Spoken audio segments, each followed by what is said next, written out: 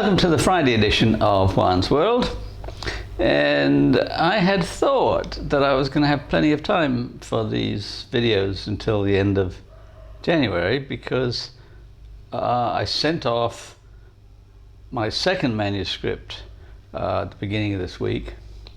And my first manuscript has been with the publisher for a long time, and they had said that they wouldn't have the reviews done until the end of January. So I thought, okay, gosh, I got a lot of free time. Wrong. The manuscript for the book that my son and I are writing together, a textbook on holistic anthropology, came back yesterday with all the reviews. Just tons and tons and tons of comments. And so now I've got to get back to that because it has to be edited and revised and whatnot in, I don't know, maybe a couple of months. It's going to depend because there's a lot of reviews. And one of the comments that I want to talk about today has to do with the overall structure of the book. The book is called Holistic Anthropology, or an introduction to holistic anthropology. And the reviewers said, well, you haven't really quite defined holistic anthropology well enough, so you need to do that more. So I'm thinking, okay, well, let's just kind of talk it out. Let's get started.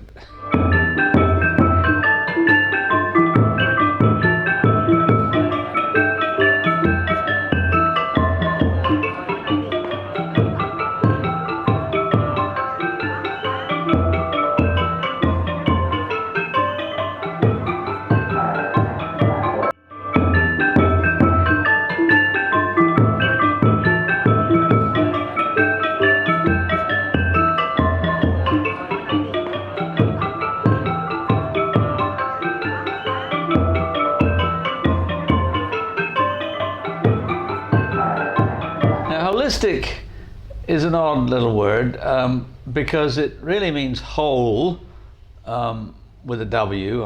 I'll put a few things on a scroll, on a crawl in a minute when I edit this. So holistic should be, you know, WHOLISTIC, whole, but somewhere along the line they dropped the W, but it still basically means the same. It means looking at a phenomenon in all of its manifestations, the whole thing. Well, what exactly does that mean? And in anthropology it has a particular meaning from the history of the discipline, particularly in North America. But it's a kind of revitalization of something that used to be common within anthropology over 100 years ago, but hasn't been common or popular for a very long time. Now, Franz Boas, who was a German geographer who started doing some field work in the Canadian Arctic back in the late 19th century, and then actually migrated to United States, eventually ended up in New York, and did field work along the northwest coast of the United States and Canada among people who have become very well known in anthropology. The Salish, the Kwakiutl, the Haida, a whole bunch of related groups of people along the northwest coast. And he was concerned about the fact that culture, the study of culture, was not very well understood or defined at the end of the 19th century. That it was basically used as a synonym for civilization, which was also not very well defined. And in a very famous paper published in 1904, Boas said, if we're going to study culture, we have to look at it. He didn't use the word holistic, but that's essentially what he meant. He said, we've got to look at all the different facets of culture, and that includes things like language. What language a group of people speaks is important. It has an effect on their behavior, or at least he thought so. The stories they tell, what we ended up calling folklore, their history, which includes their written history, but for people who don't have any writing, also includes archaeology. Their physical nature, you know, things like bone structure, skin color, eye color, hair shape, you know, facial features, and all of those things, and later genetics and so forth, and the culture itself. So he ended up defining anthropology as having 4 fields, or what we could call them subfields. That is biological anthropology, also called physical anthropology, which includes human evolution, primate behavior, and of course we're primates, so that includes our behavior, but non-human primates, archaeology and history, linguistics and folklore, and culture, and you know, including, you know, social institutions, cultural behavior, and so forth. That we don't understand a group of people unless we can understand all of those things, and we call that holistic anthropology. And it's a brilliant idea, but even Boas's students couldn't keep it up because it was too much work. You know, imagine you've got to study the principles of archaeology, human anatomy and physiology, linguistics. I mean, it's just an enormous amount of work. And so very, very quickly, his students specialized. Some of them specialized in linguistics, some of them specialized in archaeology, some of them specialized in evolution, biological anthropology, and so forth, primatology.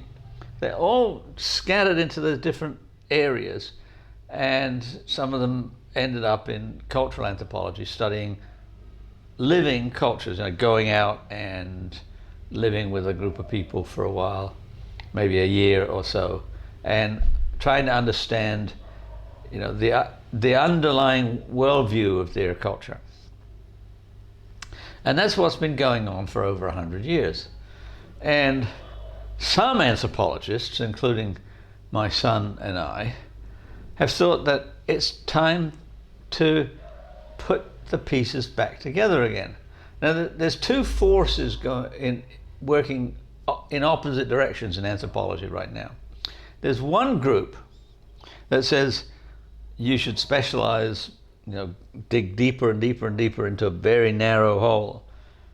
And that's fine. But there's another group that includes myself and my son that says we should be broader. We should look at all aspects of a particular behavior. So, like, let's suppose we want to study marriage.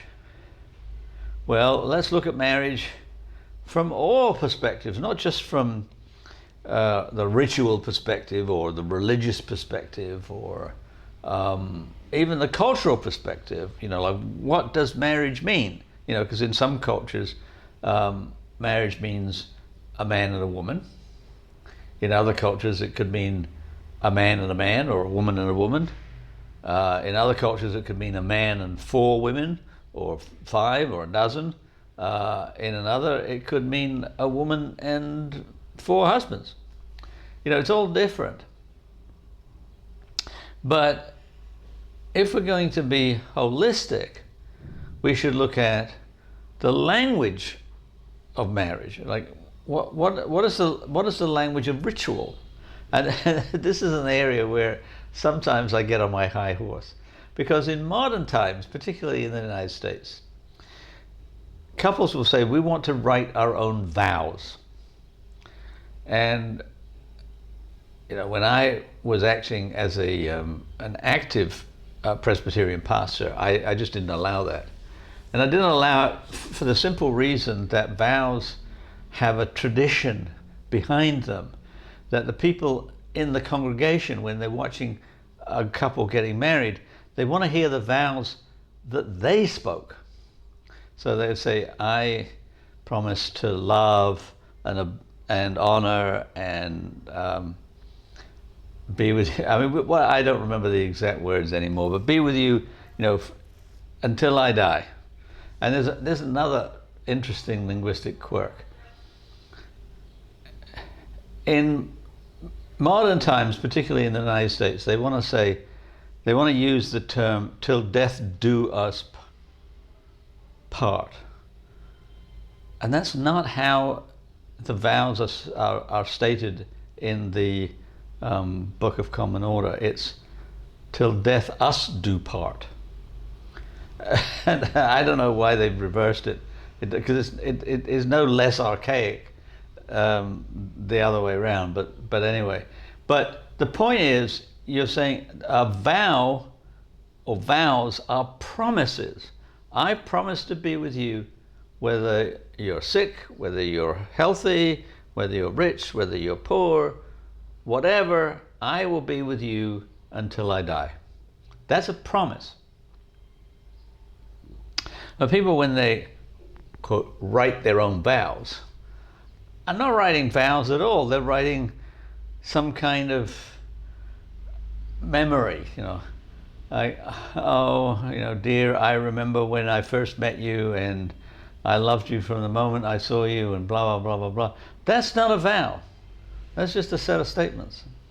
A vow is a promise, and it's a standard promise. It's a promise that you're making not just to the person that you're marrying, but in front of a bunch of witnesses, so that all of those people can, at least in theory, say, if you start cheating or opting for divorce or whatever, those witnesses can theoretically turn around and say, now wait a minute, when I was in the church with you, you made this promise. Now why are you going back on that promise? And those people who've witnessed it, most of them have all made that promise also. So it's a community affair, not just an individual saying, I really dig you, and I hope to be with you for a pretty long time. I'm not sure how long. Some people now say, I promise to be with you as long as we love each other, whatever. Because that's become the norm in the US and also in large parts of Europe. Well, if we're going to look at marriage holistically, we're going to take that language. We're going to look at the history of marriage in that particular culture. Like, why does a bride in your particular culture wear white? Because they don't wear white in all cultures. I mean, in some cultures, if the bride wears a wedding dress at all, or has wedding clothing at all, it could be red. There are some cultures which is black. So why is it white? What's the importance of white? And if we look at marriage cross-culturally, we find that there's all kinds of different traditions and rituals and so forth going along with them. We might also look at some biological aspects of marriage. I don't know, like the biology of love, for example, and so forth. And that's holistic. It's taking the whole picture. And it reminds me of a couple of things that I've written about in the past. One of them is about people who are very concerned about animal rights. and so will not condone the killing of animals. And that means that they won't wear anything that was once part of an animal, so they won't wear leather or fur or feathers or whatever. Of course, they won't eat anything from an animal, and so forth. And I understand that, but I also understand that the alternatives are not necessarily better for the world than exploiting animals. Now, let's just leave aside for the moment the inhumane use of animals. Let's say that they are all treated very well when they're alive. But if you replace animal products, let's just say leather, for example. If you replace leather with something artificial, maybe some kind of plastic or some other kind of non-animal product,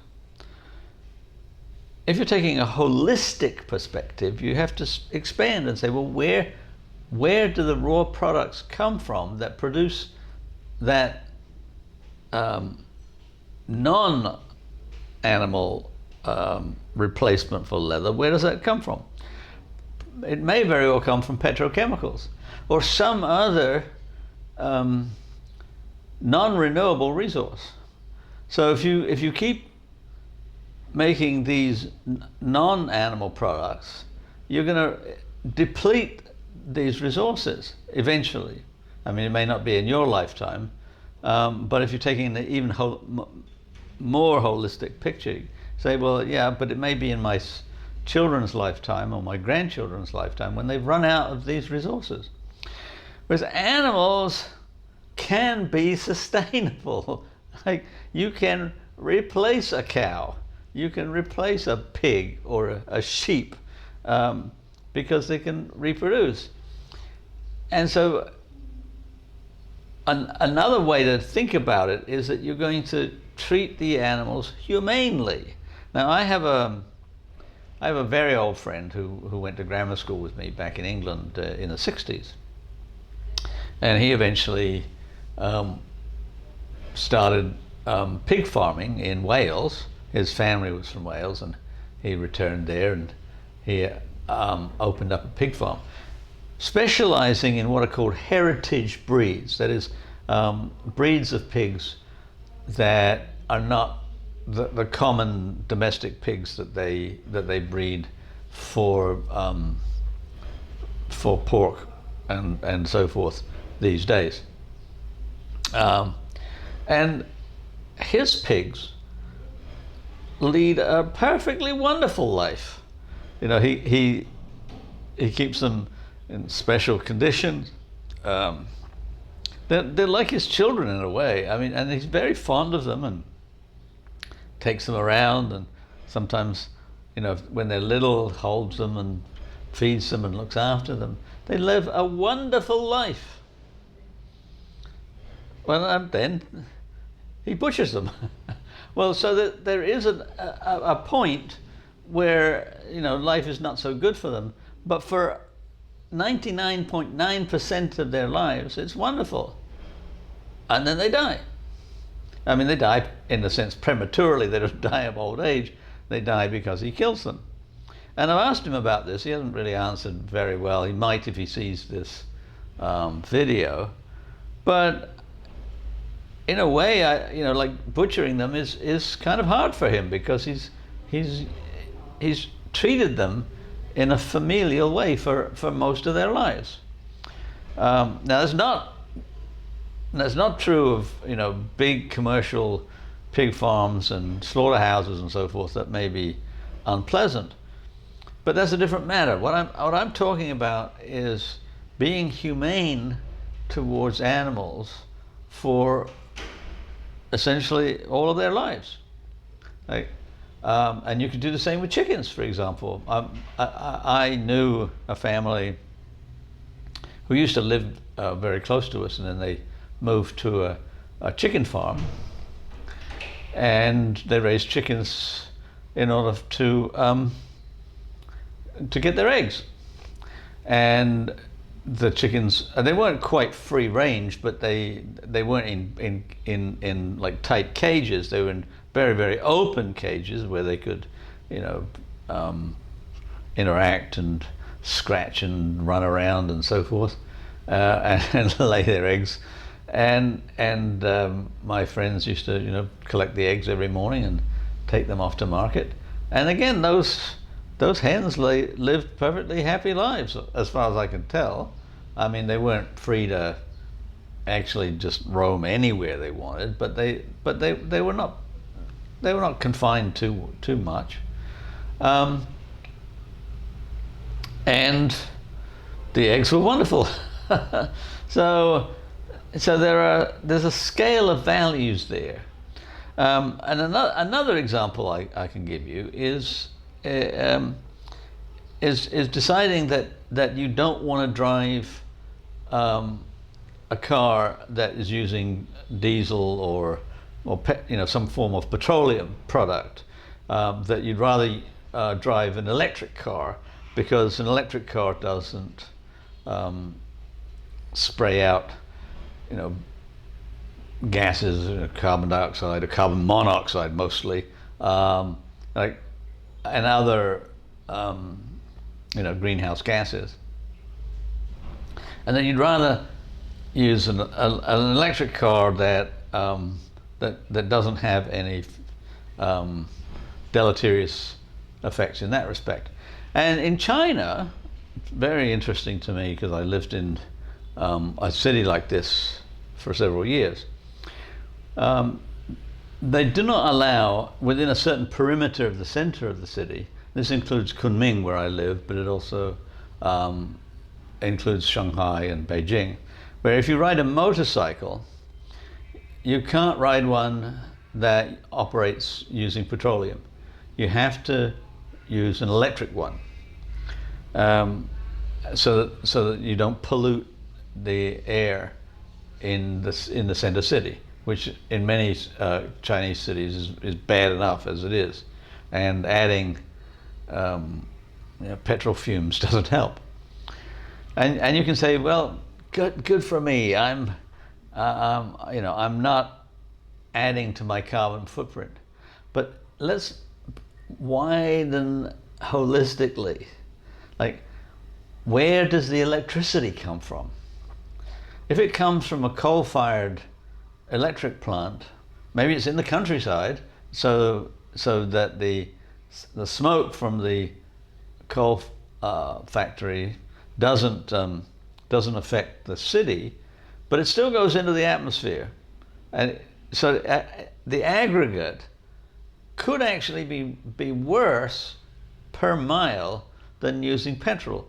You'd have to calculate it, like how much carbon goes into the atmosphere per mile for your electric car using electricity from a coal-fired generator versus a petrol car generating fumes, and exhaust gases. What about the various costs of making the car in terms of your carbon footprint? Like, how do the workers get to work? Do they use gasoline motorbikes or cars to go to the factory to build the electric car? And so on and so on and so on. That's holism. Is instead of taking this very narrow lens and focusing on very particular individual behaviors and widening it out so that we can see the totality and the effects of the totality. And that's what I'm trying to do in the textbook, is to say, well, let's, instead of taking a very narrow view of an individual institution or behavior in a society. Let's broaden out and expand beyond that narrow view. What is a family? Okay, well, that can be seen as, very narrow. You can, like the nuclear family in your American society is a man and a woman married with their offspring, their biological offspring. At least that's the archetypical nuclear family. It very often isn't. It's usually a blended family of some sort or another, or maybe they've got adopted children or whatever. But the stereotypical nuclear family is a man and a woman married with their biological offspring. Well, they also have, both of them have parents, the father and mother, and grandparents perhaps, and uncles and cousins and aunts and second cousins and so forth. How do you define a family depends on a number of factors. And what you call those members of your family also is based on a number of factors. And that's what the book is trying to do. It's trying to say, whenever we're going to take anything like trade or marriage or government, we're not just going to look at specifics. We're going to take the totality. We're going to look at the history. We're going to look at the archaeology. We're going to look at the linguistics. We're going to look at everything. And that's how we're going to get a holistic viewpoint. And the big question that I'll leave you with is, why would we do that? Well, the answer is that it's a more complete picture of what we're trying to study. It's not the only way to do it. I mean, like you can take a very, very narrow behavior and focus just on that very specifically, dig a very, very deep hole just to study that. And that's okay. But we want to do something completely different and take a much, much broader image to see if we can understand in a deeper way. And the reviewers of the book are saying, well, we don't quite understand this. And so I'm now going to go back to the manuscript and try to make it clearer, like try to build a more clear roadmap so that they can connect the dots. Up until this point, we've put the dots on the page and said, now you connect them. And the reviewers have said, we don't know what's going on here. And so we're saying, okay, we'll connect the dots for you. But we haven't done that yet. So that's holism as it exists in my brain right now. It's to be on paper before too long.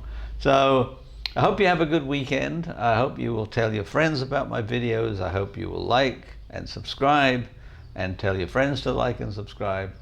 And I'll be back on Tuesday, getting towards the 400th episode, and when there'll be a complete change, but I don't know anything about that change yet. Have a good weekend.